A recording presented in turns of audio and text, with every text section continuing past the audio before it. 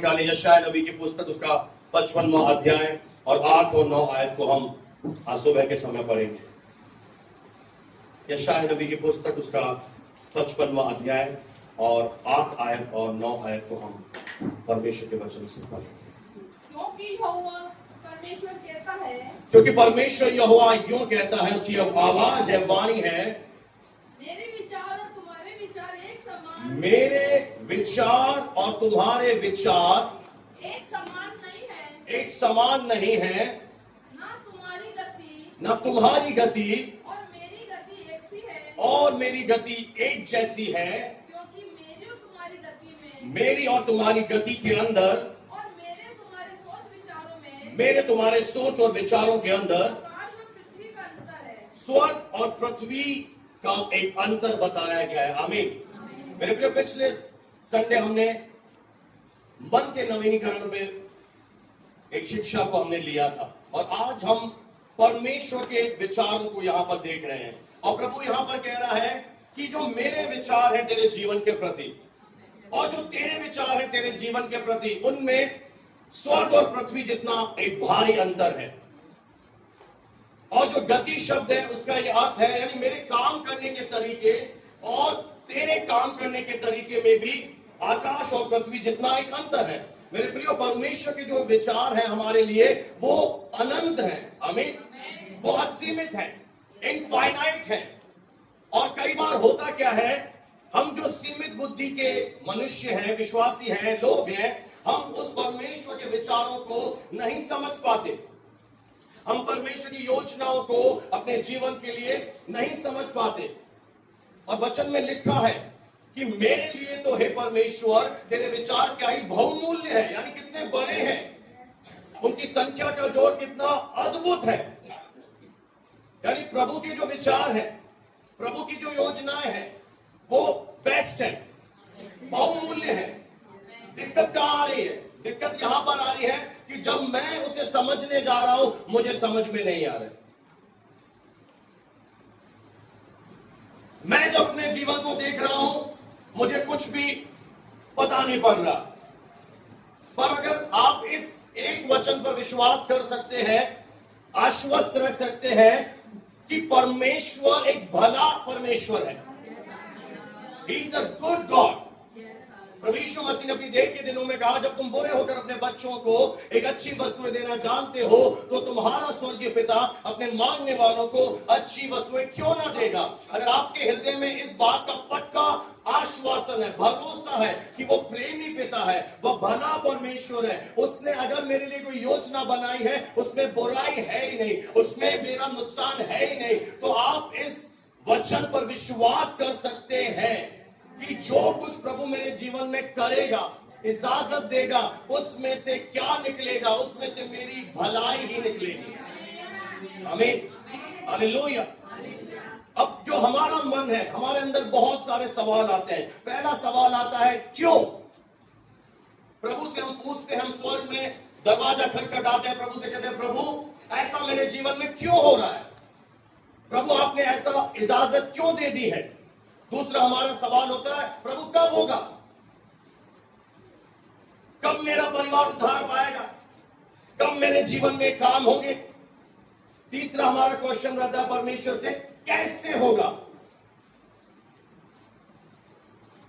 कैसे करेगा प्रभु तू? और इन सवालों के अंदर आपके विचारों में घमासान लड़ाई चलती रहती है और ये सवाल आपके विश्वास को अंदर से खत्म कर देते हैं, क्योंकि हम सीमित बुद्धि से प्रभु की योजनाओं को समझने का प्रयास कर रहे हैं। और फिर हमारे जीवन में आप देखेंगे, आपके जीवन में फ्रस्ट्रेशन आएगा, आप कुड़कुड़ाना शुरू कर देंगे, आपकी स्तुति, आपका धन्यवाद कुड़कुड़ाहट में बदल जाएगा, आप फ्रस्ट्रेट हो जाएंगे, आप इरिटेट हो जाएंगे, आप लोगों पर अपना गुस्सा निकालेंगे। तो आज सुबह प्रभु आपसे कह रहा है कि जब आप स्वर्ग का दरवाजा खटखटाते हैं, प्रभु से कहते हैं, क्यों प्रभु आपने इजाजत दी है? प्रभु तू कब करेगा, कैसे करेगा? तो प्रभु का एक आंसर आता है, मेरे विचार और तेरे विचारों में जमीन और आसमान का फर्क है।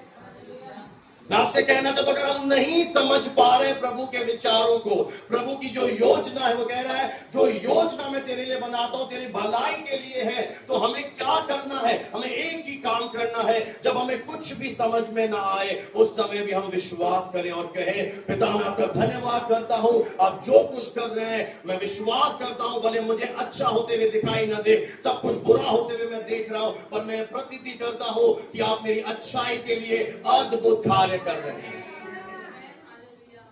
बहुत सिंपल है ये जो मैं आपको दे रहा हूं, और इस बात का उत्तर मैं आपको परमेश्वर के वचन से देना चाहता हूं। निकालेंगे मेरे साथ सुबह के समय आज भजन 131 1 से 3, भजन संहिता 131 अध्याय और पहली आयत से लेकर हम तीसरी आयत तक परमेश्वर के कलाम को पढ़ेंगे। हे यहोवा परमेश्वर, ना तो मेरा मन गर्व से, अब वो कह रहा है ना तो मेरा मन घमंड से, और ना मेरी दृष्टि घमंड से भरी है, मेरी दृष्टि घमंड से भरी है, और जो बातें बड़ी और मेरे लिए अधिक कठिन है, जो बातें बहुत बड़ी हैं, मेरे लिए बहुत ज्यादा कठिन है, उनसे मैं काम नहीं रखता। हाँ, सबसे पहले जो बातें हमें समझ में नहीं आ रही हैं अभी, उनसे हमें क्या नहीं रखना है? कोई काम नहीं रखना है। हम क्यों उनमें उलझे? दाऊद कह रहा है उन बड़ी बातों से जो प्रभु अभी मुझे समझ में नहीं आ रही है, मैं उनसे कोई लेना है ना देना है, मेरी आंखें घमंड से नहीं भरी है, मैं उन चीजों की ओर अपना ध्यान, सबसे जरूरी यही है कि हम नहीं समझ पाएंगे, ना आप समझ पाओगे, ना मैं, ना यूसुफ, ना अब्राहम, कोई भी नहीं समझ पाया प्रभु की योजनाओं को। एक भी ऐसा बंदा नहीं था, क्योंकि प्रभु का एक नेचर है, परमेश्वर शुरू से लेकर अंत हमें नहीं दिखाता। परमेश्वर हमें एक प्रॉमिस देता है, परमेश्वर हमसे बातें करता है, हमें प्रतिज्ञा देता है, और परमेश्वर ये चाहता है कि हम उस प्रतिज्ञा पर विश्वास करें, हम प्रोसेस में ना जाएं, आगे क्या होगा, कब होगा, किस समय होगा। अब मुझे एक बात बताइए, अब्राहम को जब परमेश्वर ने ये वादा किया कि मैं तुझे जातियों का पिता बनाऊंगा, और परमेश्वर ने उसे कह दिया मैं तुझे नियुक्त भी कर दिया है जातियों का पिता, और अब्राहम के सामने एक दुविधा थी, जब वो शरीर की आंखों से देख रहा था, उसे एक भी अपनी ब्लेसिंग नहीं दिख रही थी, पर उस समय भी अब्राहम ने अपने विचारों को नया बनाया और परमेश्वर के वचन की ओर देखा। और बाइबल में स्पष्ट लिखा है कि अब्राहम ने अपने शरीर की मरी हुई दशा को नहीं देखा, उसने अपनी पत्नी की कोख की मरी हुई दशा को नहीं देखा, यानी देखकर भी अनजान बना रहा। वो किसे देख रहा था? परमेश्वर के वचन को। उसकी आंखें कहां लगी हुई थी? उसके विचारों में क्या था? ये बहुत ही आसान होगा कि आपके लिए एक बड़ी योजना है और शैतान आपको विचारों में फंसा दे। परमेश्वर आपसे कह रहा है मैं तो जातियों का पिता ठहरा दिया। अरे ये सुनने में बहुत बड़ी है प्रभु, आपको लेना पड़ेगा उस प्रॉमिस को, क्योंकि आप किसी छोटे मोटे के पास नहीं, आप बड़े परमेश्वर के पास आए हैं। वो छोटी मोटी योजना नहीं बनाता, वो बड़ी बनाता है, और वो ऐसी ऐसी बातें बोलता है जो आपको लगेगा असंभव है। आप कहेंगे अरे मेरे पास तो पैसा नहीं है, अरे आप कहेंगे मेरे पास तो टैलेंट नहीं है, अरे आप कहेंगे मुझे तो प्रेयर करना नहीं आती है, अरे मुझे तो बोलना नहीं आता। अरे ये तुम्हारा मैटर नहीं है। जब परमेश्वर ने यिर्मयाह से कहा मैंने गर्भ में रचने से पहले तुझे अभिषेक दिया है, तुझे मैंने प्रॉफिट ठहरा दिया है, और यिर्मयाह कहने लगा अपनी सीमित बुद्धि से, प्रभु मैं तो अभी छोटा सा क्या हूं, एक जवान हूं, मुझे तो बोलना भी नहीं आता, मैं कैसे जाके भविष्यवाणी करूंगा, मैं कैसे जाके लोगों को प्रचार करूंगा। प्रभु ने कहा मैंने अपने वचन तेरे मुंह में डाल दिए, मैंने अपने वचन तेरे मुंह में डाल दिए हैं, तू केवल मुंह खोल, तेरे अंदर होकर बात मैं करूंगा। आप देख रहे हैं मैं बहुत साधारण हूं, मैं बहुत छोटा हूं, मैं ऐसा हूं, नहीं, प्रभु ऐसो ही कुछ चुनता है और उन्हें अपनी महिमा के लिए खड़ा करता है। इसलिए दाऊद कह रहा है मैं उन बातों से ताल्लुकात नहीं रखता जो मेरे लिए बहुत बड़ी है। कई बार मैं प्रभु से कहता हूं प्रभु ये तो बहुत छोटा है, आप बोले 1000 आएंगे, प्रभु कहता है तू अपनी इस शटर को डाउन कर, इसे बंद कर। समझ में आ रहा है? मैं बोल रहा हूं ना 1000 है, बस खत्म बात। कहां बैठेंगे वो तेरी चिंता नहीं है, कहां से आएंगे तेरी हेडेक नहीं है। आगे बढ़ दीजिए। निश्चय मैंने अपने मन को अब ध्यान से सुनिए, वो कह रहा है मैंने एक काम किया है, मैंने अपने मन को शांत और चुप कर दिया है। क्या करा दिया है। कितना अद्भुत काम किया है इस भाई ने। आप करवाने वाले ना, शायद हम नहीं हो घर वाले ना। उसने क्या कर दिया है, जैसे मोबाइल स्विच ऑफ कर देते, इसने लगता है बहुत इजी, अपने मन को क्या करा दिया है, शांत करा दिया है। और विचार जो आ रहा है कैसे होगा, कब होगा, ये होगा, वो होगा, बोले चुप। वो बिल्कुल क्या बन गया है, शांत हो गया है। और दूध छुड़ाया हुआ अब वो कह रहा है जैसे दूध छुड़ाए हुआ लड़का अपनी माँ की गोद में रहता है, कहां रहता है, अपनी माँ की गोद में रहता है, वैसे ही दूध छुड़ाए लड़की के समान वैसे ही दूध छुड़ाए हुए लड़के के समान मेरा मन भी रहता है। मेरे प्रियो, जब एक बच्चा नवजात इस दुनिया में आता है, उसको क्या सबसे ज्यादा जरूरी होता है, माँ का दूध। और वो 6 महीने तक, 7 महीने तक, 8 महीने तक माँ के दूध से अपना पोषण लेता है। पर एक समय आता है जब उसकी माँ एक समय उसे अपना दूध पिलाती है, पर अब समय बदल गया। अब वो क्या करती है, दूध छुड़ाने के लिए कुछ चीजें करती है। आप जानते हैं जो माएं हैं, वो कोशिश करती है, बच्चा बार बार कहता है दूध पिला, दूध पिला। वो माएं कुछ ऐसा करती हैं कि वो उसका दूध छूट जाए। क्यों? क्योंकि अब वो मां जानती है कि अब उसे क्या देना है, अब उसे भोजन पर लेकर जाना है, उसे दलिया, खिचड़ी, उसे जूस पिलाना है, कुछ और चीजें खिलाना जरूरी है। पर आप जानते हैं कि जो दूध छुड़ाया हुआ बच्चा होता है, उसको ये मालूम रहता है कि अब मेरी मां मुझे, बोलिए, अब मेरी मां मुझे दूध नहीं पिलाएगी। फिर भी वो अपनी मां की गोद में रहता है। किस आशा से? उसे पता है मेरी मां की गोद में मुझे स्नेह मिलेगा, मेरी मां की गोद में मुझे प्यार मिलेगा, मेरी मां की गोद में मुझे सबसे ज्यादा सुकून मिलता है, और मेरी मां की गोद में मुझे सबसे ज्यादा सुरक्षा मिलती है। उसे पता है दूध नहीं मिलेगा, पर फिर भी वो अपनी मां की गोद में बना रहता है। आज प्रभु का वचन कह रहा है कि उस दूध छुड़ाए हुए लड़के के समान हमें भी क्या करना है, हमें भी अपने मन को शांत करा देना है और रेस्ट में चलना है, विश्राम में चलना है। क्योंकि जिसने बुलाया है वो करेगा, जिसने प्रतिज्ञा दी है वो पूरा करेगा। हमें शांत रहना है, हमें प्रभु की प्रेजेंस में रहना है, क्योंकि उसकी उपस्थिति में हमें प्रेम मिलेगा। प्रभु की प्रेजेंस में तुझे शांति मिलेगी, तुझे सुरक्षा मिलेगी। इसलिए दाऊद कह रहा है, दूध छुड़ाया हुआ लड़का, मजा आ रहा है, बात कर रहा है, ऐसी बड़ी बड़ी बातें बोलता हूं, किससे तुलना कर रहा है? उसे पता है मां दूध नहीं पिलाएगी। वो कह रहा मां दूध नहीं चाहिए अब मुझे, तेरी गोद चाहिए, तेरी गोद में मुझे स्वर्ग दिखता है, तेरी गोद में मुझे सुकून मिलता है। उसी तरह अगर आप प्रभु के बच्चे हैं, आप प्रभु से दूर मत जाइए। आपको पता है प्रभु हो सकता है आपको अनुशासित कर रहा है, प्रभु आपको तैयार कर रहा है।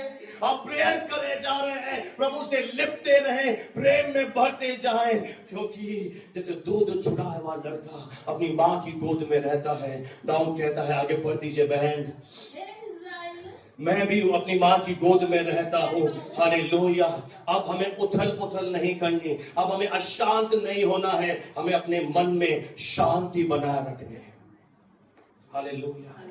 मैं आपसे एक बात पूछूं, प्रभु आपसे एक बात पूछना चाहता है, मुझे बात का जवाब देके जाना। अगर आपका बिजनेस नहीं चल रहा, आपके मन के अंदर एक उथल पुथल हो जाती है, आपकी नौकरी से निकाल दिया गया, आपके मन के अंदर अशांति आ जाएगी, आपके बच्चे के जीवन में समस्या आ गई, वो बीमार पड़ गया, आप आंसुओं से रो रहे हैं, क्यों? और आप कह रहे हैं प्रार्थना कीजिए, प्रभु के दास प्रार्थना कीजिए, मेरे लिए, बच्चे के लिए प्रेयर कीजिए। क्यों आप बोल रहे हैं प्रार्थना कीजिए? क्योंकि आप कंसर्न हैं, आप अपने फैमिली के प्रति, अपने बिजनेस के प्रति कि हाँ ये बिजनेस चलना चाहिए, ये नौकरी बढ़नी चाहिए, बच्चा चंगा होना चाहिए। परमेश्वर आपसे एक सवाल पूछ रहा है कि प्रभु का राज्य भाड़ में जाए तुझे मतलब नहीं है ना?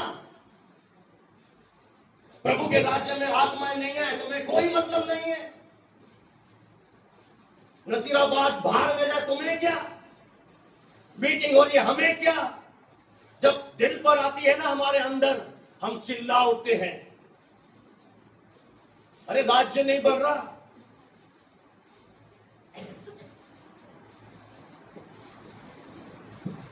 क्या अकेले पास्टर का काम है? कहां है वो हृदय? कहां है आज वो कलीसिया में मरियम? कहां है आज वो प्रेरित पौलुस जैसे लोग जिसने परमेश्वर के राज्य के लिए शादी तक नहीं करी? दाऊद यहां पर क्या एक वेदना प्रकट कर रहा है कि मैंने अपने मन को शांत करा दिया, चुप करा दिया। आज हम यहां पे क्यों रह रहे हैं इस वीरान में? हमें क्या चाहिए? हमें आत्माएं चाहिए। आपको क्या चाहिए जी? हमें क्या चाहिए?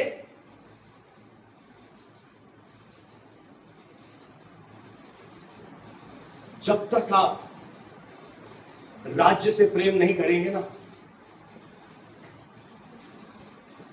तब तक आप अपने जीवन में एक हार का अनुभव देखेंगे। हाँ, परमेश्वर ब्लेसिंग देता है। बहुत से लोग हैं जिनकी गवर्नमेंट जॉब लग गई, जिनके बिजनेस टॉप पे चले गए, जिनकी शादियां हो चुकी, जिनके बच्चे पैदा हो गए और वो आज परमेश्वर से दूर चले गए। पर परमेश्वर किन्हीं विशेष लोगों को चुनता है, उन्हें अलग करता है और उनके जीवन में अपनी महिमा को प्रकट करने के लिए कार्य करना चाहता है। Praise the Lord. मैं आपसे पूछ रहा हूं कि आपको दिक्कत होती है? नहीं होती ना? कुछ लोगों को होती, वो आते हैं। हमें होती है इसलिए हम दिन और रात प्रभु के आगे रोते हैं, प्रभु के आगे चिल्लाते हैं। Praise the Lord, hallelujah. प्रभु को महिमा मिले। क्या करना चाहता है प्रभु आपके जीवन में? जब आपका दिल परमेश्वर के घर से लग जाता है कि मेरा घर बाद में बनेगा, पहले प्रभु का घर बनेगा, ये होते हैं रियल परिवर्तन। इसीलिए यीशु मसीह धरती पर जन्म लिया। यीशु ने इसलिए जन्म नहीं लिया कि वो केवल हीलिंग दे दे, छुटकारा दे दे और लोग अपना जीवन जिए। प्रभु ने इसलिए जन्म लिया ताकि वे लोगों के अंदर से वो जीवन को बदल दे।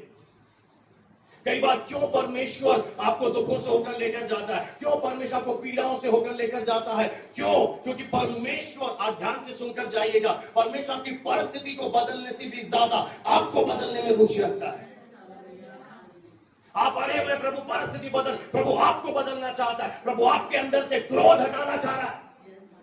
प्रभु आपके अंदर से जो गुस्सा आता है ना, उस गुस्से पर काम कर रहा है। अगर आपके अंदर धन का लालच है, वो धन का लालच हटा रहा है। अगर आप झूठ बोलने वाले एक विश्वासी हैं, वो आपके अंदर से झूठ पर काम कर रहा है। और आप हैरान हो रहे हैं, आप परेशान हो रहे हैं, ये चीजें क्यों नहीं बदल रही, ये क्यों नहीं हो रहा, वो क्यों नहीं हो रहा। वो इसलिए भी नहीं होता कि प्रभु आपको बदल रहा है। प्रभु आपके अंदर ये चीजें हटा रहा है, क्योंकि परमेश्वर ने आपको मां के गर्भ में रचने से पहले चुना है। प्रभु ने आपको चुन लिया कि नसीराबाद में एक कलीसिया होगी, मेरे दास आएंगे, मैंने तुझे प्रार्थना का योद्धा बनाया, मैंने तुझे देने वाला बनाया। और जब आप उस योजना से भागते हो, आपके जीवन में आंधियां आती है।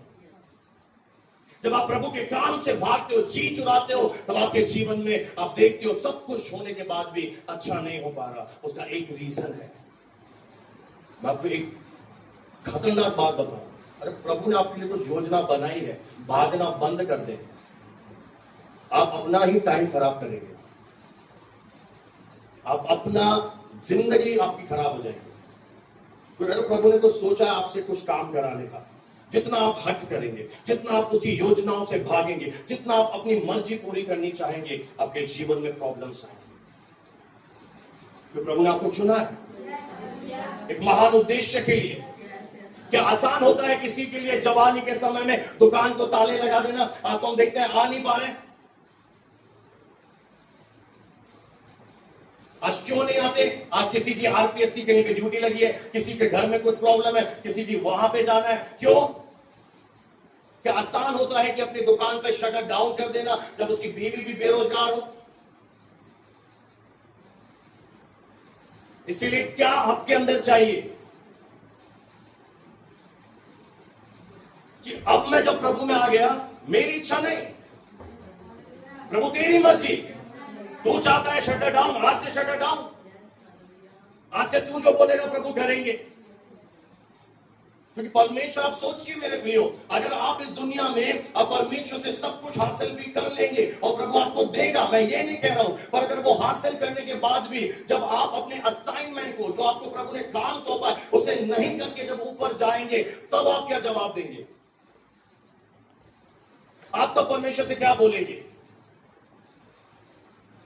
तब आप प्रभु के सामने किस हियाव से खड़े होंगे? और जब स्वर्ग में अवार्ड दिए जाएंगे, स्वर्ग में वो लोग खड़े होंगे, साधु सुंदर सिंह जैसे, पंडिता मीराबाई जैसे, जिन्होंने सुसमाचार के लिए अपने आप को बलिदान कर दिया। वहां पर वो बहनें खड़ी होंगी जिनके पति इस दुनिया से चले गए, पर वो पूरा दिन भवन में बैठकर प्रार्थना कर रही थी। वहां पर ऐसे लोग आपको मिलेंगे जिन्होंने अपना सब कुछ, धन दौलत त्याग कर कलीसियाएं स्थापित करी। ऐसे हजारों, लाखों, करोड़ों, अरबों आपको लोग दिखेंगे। उस समय आप क्या कर पाएंगे? आप कहेंगे, ओह मुझे शर्म आ रही है, मैं प्रभु के लिए कुछ नहीं कर पाया, मैं समय तक नहीं दे पाया। आप सोचिए उस समय आप क्या करें जो आपके सामने इतने बड़े बड़े लोग खड़े होंगे। इसलिए दाऊद क्या कह रहा है? मैंने अपने मन को शांत करा दिया है, मुझे कुछ नहीं पता।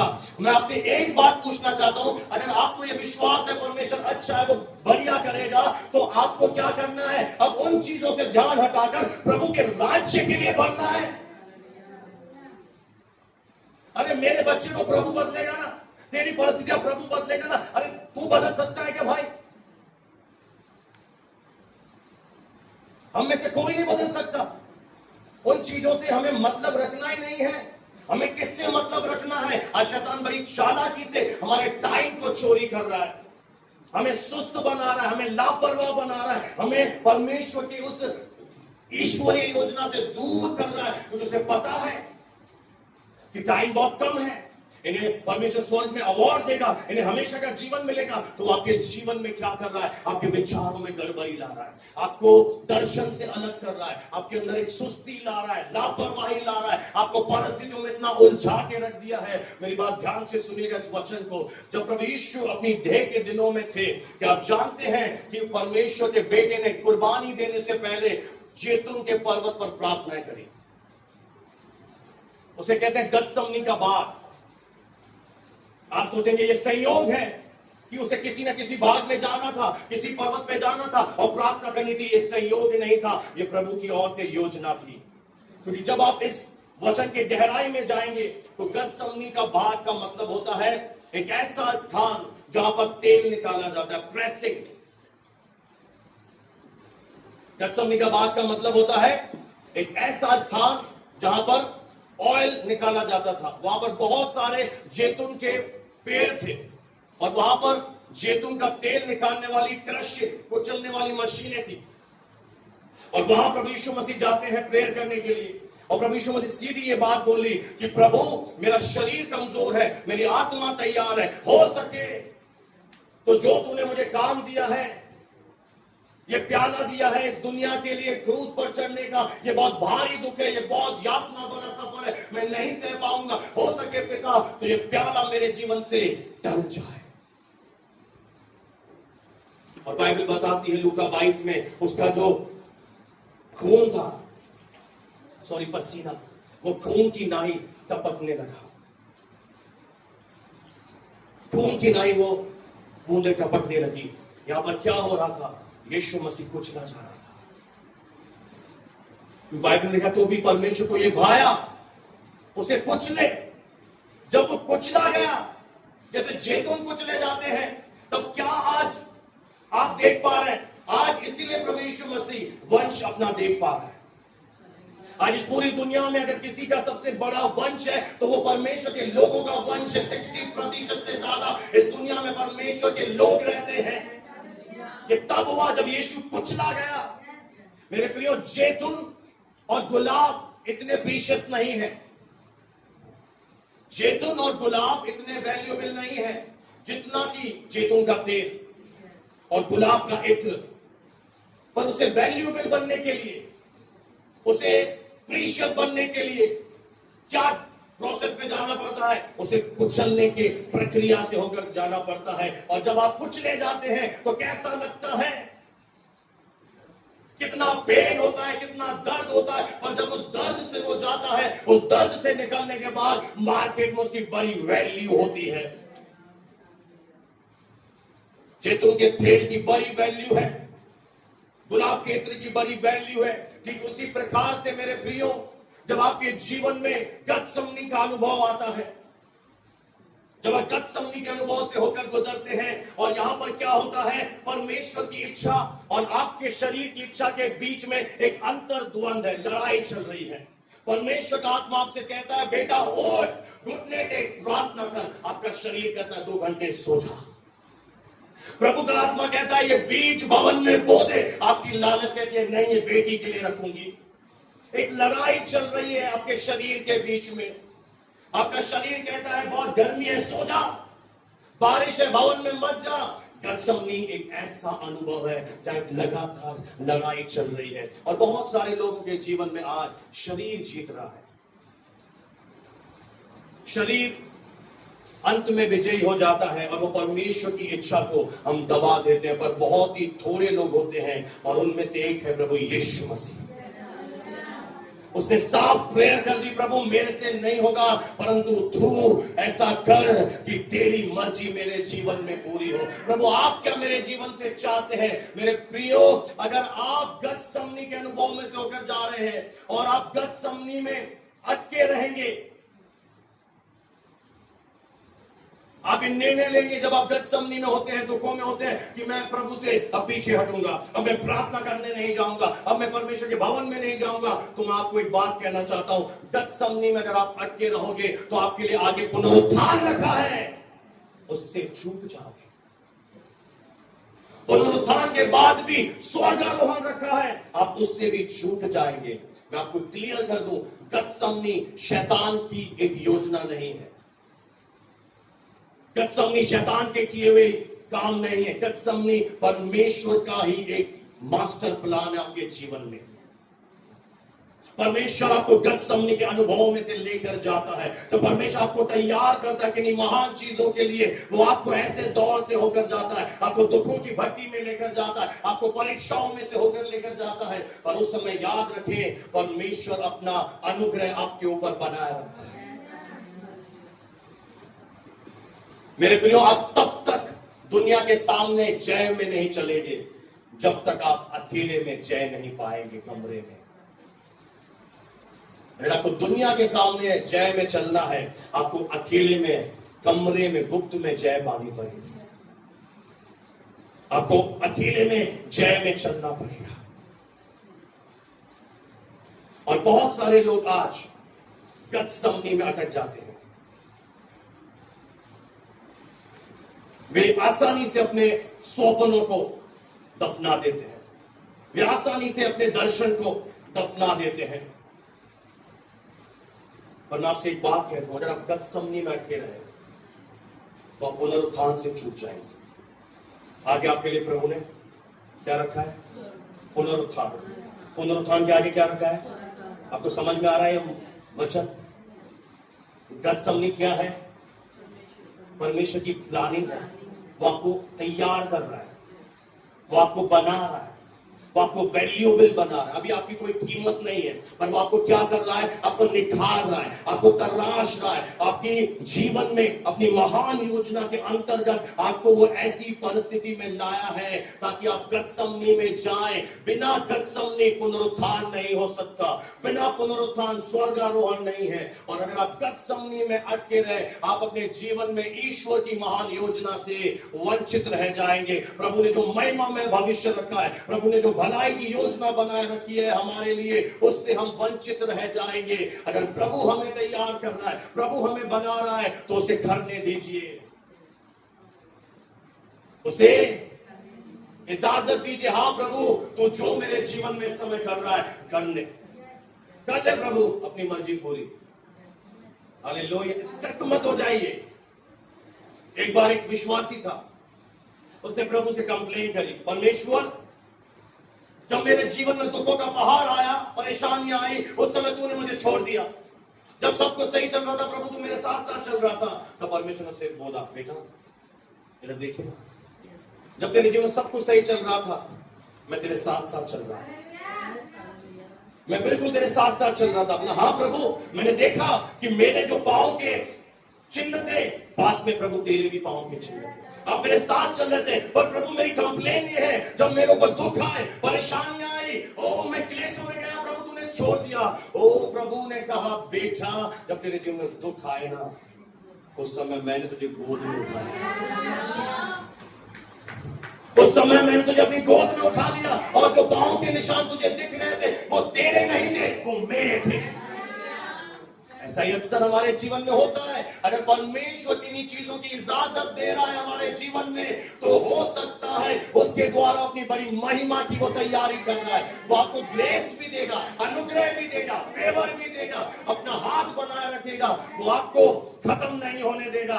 चुनौतियां एक विश्वासी को खत्म करने के लिए नहीं आती हैं, चुनौतियां इसलिए आती हैं कि हम और मजबूत बन जाएं, हम और सामर्थ्य से भर जाएं।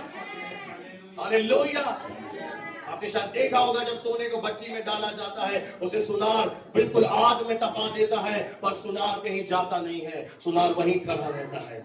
वो देख रहा है अगर ज्यादा आग लग गई तो बिगड़ जाएगा, तो प्रभु देखता है कि ये बिगड़ भी ना जाए। कई बार हमें लगता है प्रभु तू निर्दयी है क्या? आप यूसुफ से जाके पूछिए, यूसुफ कुछ दिन पहले खुश हो रहा होगा, अरे वाह मेरे लिए बड़ी योजना है, मेरे लिए दर्शन है, मैं अपने भाइयों से बड़ा बनूंगा, मेरे माता पिता मुझे दंडवत करेंगे। पर थोड़े दिनों के बाद इस दर्शन देखने वाले व्यक्ति के जीवन में गड्ढे आए, सगे भाई शत्रु बन गए। हो सकता है वो सोच रहा हो ये गड्ढा तो प्रभु ने नहीं बताया था, और प्रभु ने वहां पे एक भाई का मन खोला, उसे मारने से बचा दिया।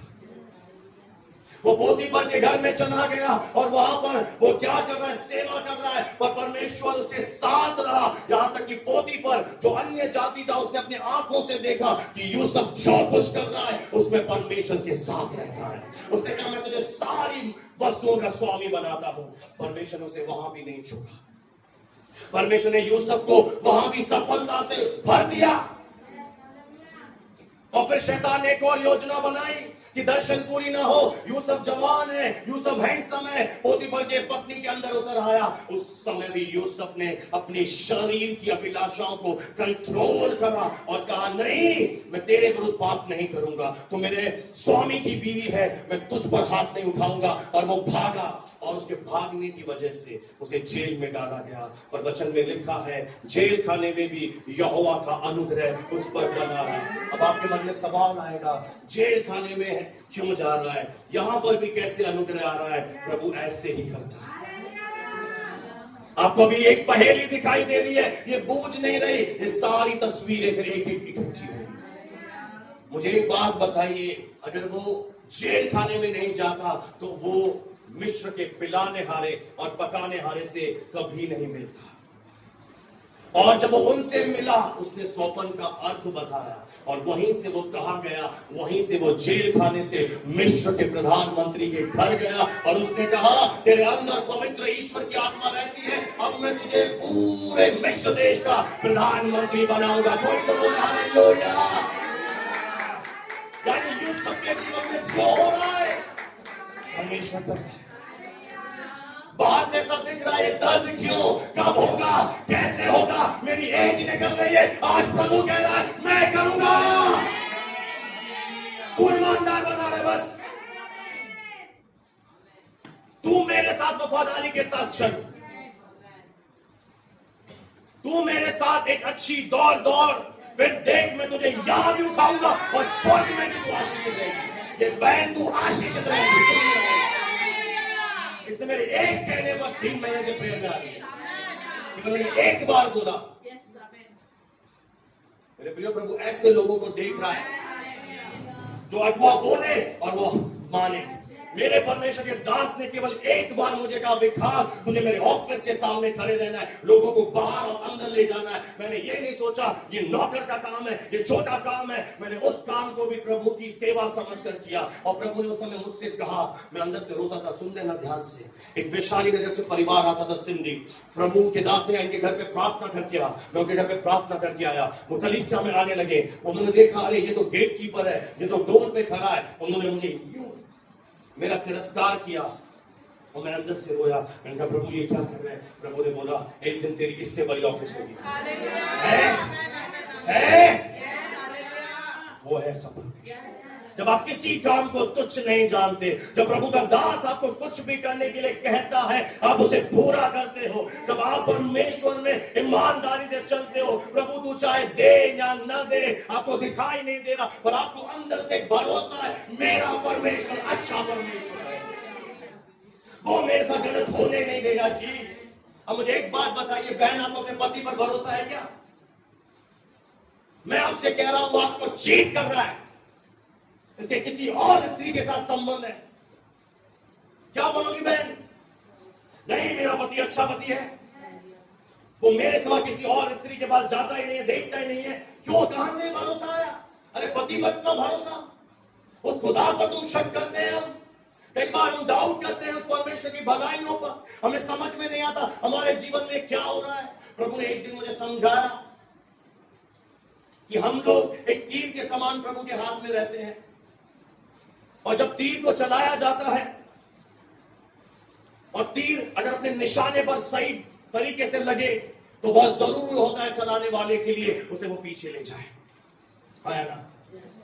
अगर वो तीर को पीछे ना ले जाए तो तीर सही तरीके से निशाने पर नहीं लगेगा। इसलिए कई बार प्रभु हमें अपने जीवन में कुछ सिखाने के लिए हमें पीछे की ओर ले जाता है, और हमें लगता है कि मैं पीछे जा रहा हूं, वो रियल में हम पीछे नहीं जा रहे, हम आगे बढ़ने के लिए और ज्यादा तैयार हो रहे हैं, क्योंकि एक बड़ी महिमा हमारे जीवन में आ रही है। वो एक तैयारी का समय होता है, वो एक प्रोसेस होता है हमारे जीवन में, जिसे हमें कैसे लेना है, हमें सही मनसा से लेना है कि चाहे कोई दिखाई ना दे। प्रभु ने कहा है ना, प्रभु के दास ने भविष्यवाणी करके प्रभु के वचन में लिखा है, मेरे लिए एक योजना है, वो मान लेता है। प्रभु यीशु मसीह ने भी यही किया। तो अगर आप कुचलने के अनुभव से अगर हम जा रहे हैं, तो ये बहुत अच्छा है। जैतून की इतनी वैल्यू नहीं है ना गुलाब की, पर जब उसका तेल निकलता है, जब उसका रोज का वो परफ्यूम होता है, वो कितना वैल्यूएबल होता है। एक ऐसा उदाहरण मैं आपको दे दूं। मान लो आप फेयर एंड लवली कंपनी में काम करती है, आप बहुत सालों तक लगाई, पर ना फेयर हुए ना लवली, वो बन भी नहीं पाओ। और अब इसे क्या करना है? मार्केट में कालियों को गोरा बनाना है। तो सबसे पहले वो क्या करते हैं पता है? अपने एम्प्लॉय को बुलाते हैं, सबसे काली आजा, वेस्ट इंडीज वाली काली कलो की आजा, और उस पर थोपड़े पर ट्राई करते हैं। अगर उसका थोपड़ा चमक आओ बुलाओ, क्या प्रोडक्ट बना है, क्या केमिकल है, बिल्कुल ऐसे ही लाखों पीस और बना। और अगर कहीं उसका चेहरा और भूत तो काली उसका और बिगड़ जाए, तो वो क्या करते हैं? फिर उसे भट्टी में। तो प्रभु भी ऐसा ही करता है। प्रभु हमें बनाता है, फिर थोड़ा बोलता है खड़ा हो जा, तो फिर से भट्टी में, फिर से प्रभु हमें बनाता है। और जब हम तैयार हो जाते हैं, उस प्रोडक्ट की मार्केट में वैल्यू होती है। प्रभु क्या कर रहा है? हमें गुप्त में तैयार कर रहा है। और इस समय गुप्त के समय में क्या लगता है? लोग हमारी इंसल्ट करते हैं, हमें रिजेक्ट करते हैं। अरे ये कलीसिया, अरे नसीराबाद की कलीसिया तो खत्म हो गई, उद्धार पाए लोग चले गए, ये हो गया वो हो गया। और ऐसे समय में कुछ अद्भुत होता है, लोगों की सच्चाई हमें मालूम पड़ जाती है, लोगों की रियलिटी हमें मालूम पड़ जाती है। कई लोग बोलते हैं नहीं, अरे इधर क्या जाना, अरे हम तो उधर जाएंगे जी। और उस समय क्या होता है? दर्द आता है। मैं आपको बहुत खूबसूरत एग्जाम्पल दे रहा हूं। एक भाई था विश्वासी, उसका हाथ कट गया।